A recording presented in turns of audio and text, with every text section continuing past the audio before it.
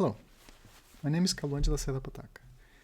On behalf of my co-authors, Saad Hassan, Lloyd May, Michelle Olsen, Tony Dario, Rushan Pires, and Matt Hunefoth, I'm pleased to present our paper, Tactile Emotions, Multimodal Affective Captioning with Haptics Improves Narrative Engagement for Deaf and Hard of Hearing Viewers. At the basis of our work is the idea that when we speak, we communicate not just through words, but also through how we say them. When we write, we rely solely on text. However, speech carries additional layers of meaning through tone, emphasis, rhythm, and emotion.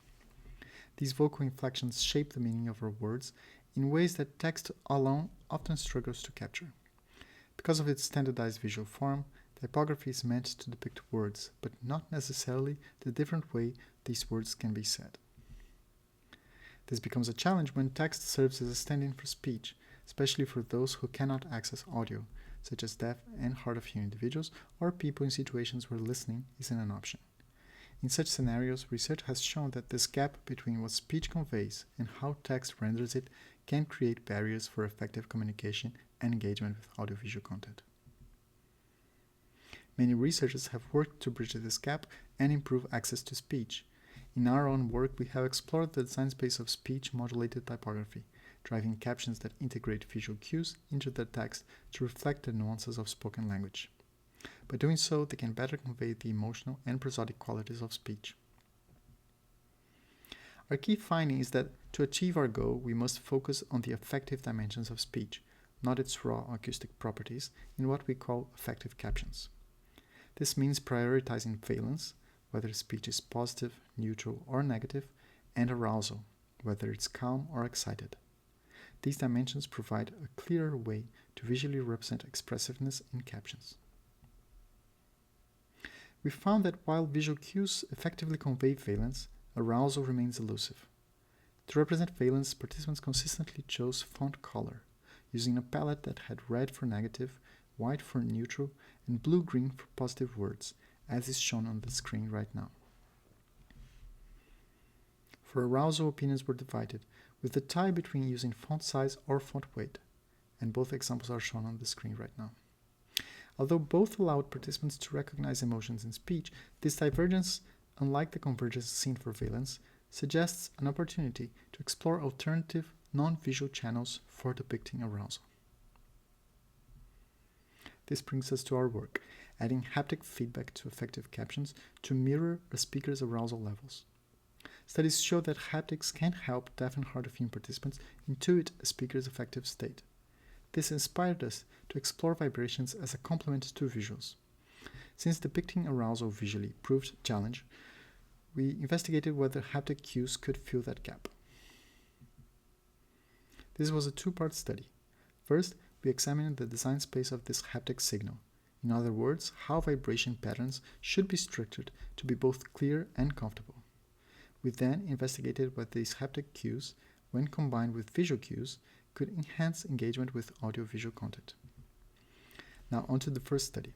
Our goal, as I mentioned, was to explore the design space of a haptic feedback signal that could clearly and comfortably convey a speaker's arousal levels. For our haptic device, we used a voice coil attached to a participant's wrist inside a 3D printed case, mimicking a smartwatch. Prior research has shown that this form factor is well accepted by the deaf and hard of hearing communities for sound awareness applications. To model the haptic signal, we drew from prior work on using haptic feedback to elicit emotions. We identified three key variables: intensity, rhythm, and frequency. Studies have shown that human skin is most sensitive to changes in intensity, so we used intensity as our carrier signal, meaning the vibration strength varies depending on the speaker's arousal levels. Since I can't physically demonstrate the haptic patterns in this presentation, I'll represent them with a pulsating circle. When the circle turns pink, it indicates the vibration is turned on, with its size reflecting its corresponding intensity. Having defined that intensity will convey the arousal levels, we are left with the challenge of defining rhythm and frequency in the haptic signal. Rhythm here refers to how the vibrations vary over time. And again, I will use the pulsating circle to demonstrate different patterns. We explored three approaches: a continuous pulse that follows each word, LP; a steady, independent rhythm switching on and off in sync with speech, MSP.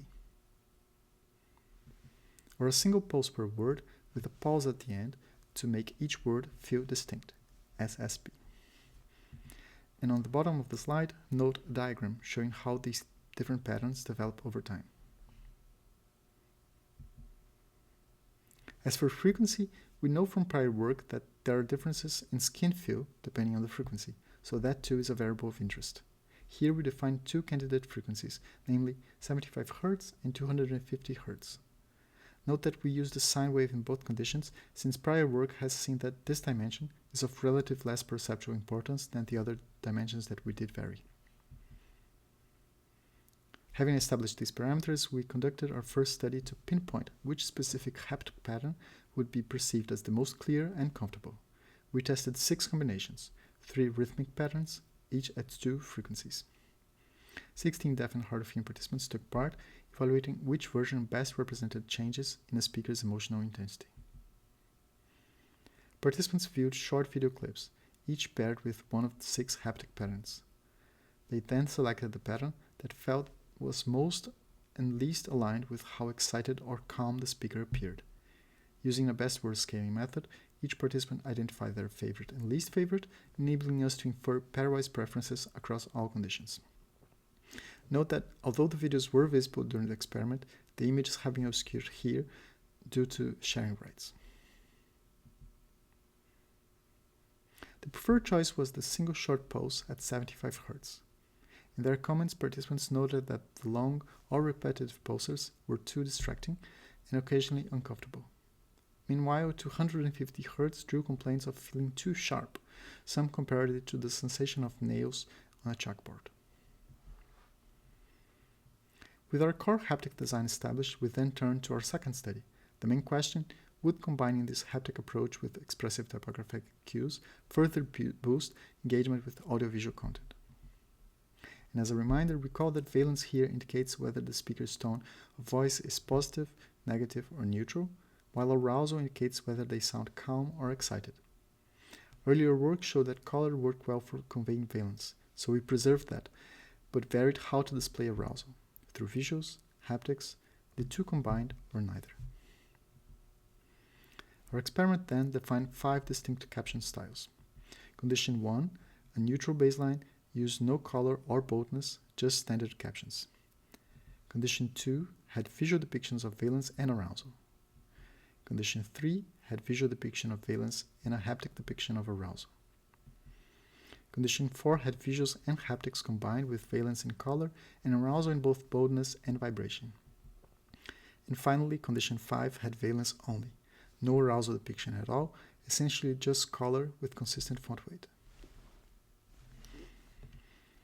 Our participants were 27 deaf and hard of hearing individuals. We showed them 5 videos, short, emotionally charged clips with clear fluctuations in tone.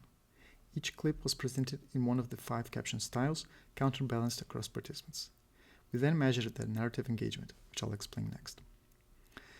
We chose narrative engagement as our yardstick because of how it goes beyond raw comprehension, measuring elements such as narrative understanding, so how well viewers are making sense of the story, narrative presence, which is a feeling of being present in the story, emotional engagement, so do viewers share emotions with the characters in the story, and attentional focus, so how focused the viewers are on the content. After watching each video, participants answered standardized questions on each of these dimensions. We also asked open-ended questions about what worked or didn't with each proposed style.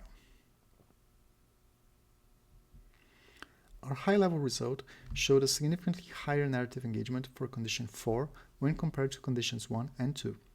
In other words, combining visual and haptic cues yielded significantly higher engagement than standard captions or visuals-only approaches. Despite this higher engagement, some participants felt that the vibrations were distracting, especially for very fast or intense speech. Others worried about whether the system was guessing emotions incorrectly. Participants also noted that the utility of the system varied. In some cases, speakers' faces were able to clearly denote their emotional state, and adding color, font weight, or vibrations felt redundant. In other scenes, these cues from the speaker were perhaps subtler, and then the visual and haptic cues helped participants perceive important shifts in mood that could have otherwise gone unnoticed. In conclusion, we saw that haptic feedback has shown promise as an addition to effective captions, with noticeable improvements in narrative engagement with audiovisual content among deaf and hard-of-hearing individuals. Furthermore, participants consistently favored the low-frequency single short pulse haptic pattern. Taken together, these results suggest that combination of visual cues and haptics as a promising option for effective captions. Thank you all for watching, and please reach out if you have any questions.